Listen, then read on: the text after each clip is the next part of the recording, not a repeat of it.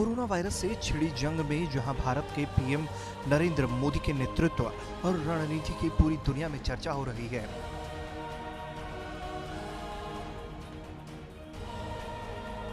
तो वहीं भारत अब विश्व स्वास्थ्य संगठन यानी WHO जैसे विश्व स्तरीय सर्वोच्च स्वास्थ्य संगठन का नेतृत्व अगले महीने संभालेगा।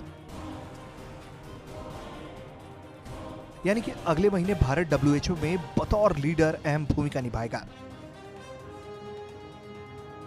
सूत्रों की माने तो इस बात पर ठप्पा दिल्ली और जिनेवा के राजनयिकों ने लगाते हुए बताया है कि 22 मई को भारत WHO के सम्मेलन के बाद होने वाली कार्यकारी बोर्ड की पहली बैठक में अहम पद ग्रहण करेगा।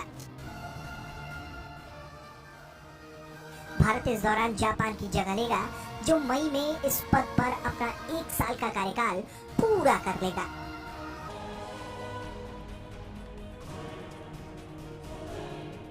WHO के कार्यकारी बोर्ड के अध्यक्ष के रूप में भारत के बतौर उम्मीदवारी की नियुक्ति उस वक्त सामने आई है जब संयुक्त राष्ट्र की ये एजेंसी दुनिया में कोरोना वायरस संक्रमण को फैलने से रोकने के लिए जूझ रही है।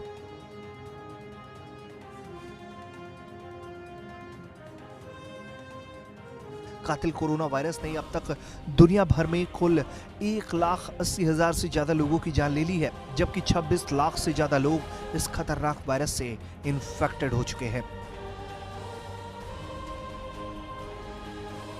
और इस कोरोना की वजह से सभी देशों की अर्थव्यवस्था चौपट होती जा रही है।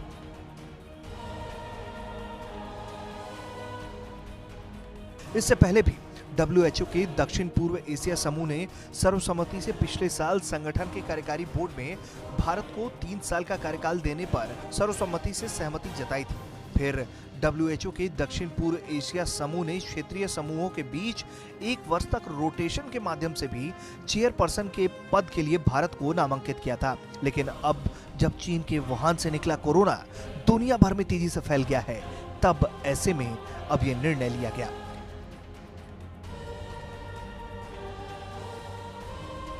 WHO सभा के उद्घाटन सत्र के बाद महानिदेशक टेड्रोस का स्पीच होगा, जो कोरोना से लड़ने की तैयारियों पर केंद्रित होगा।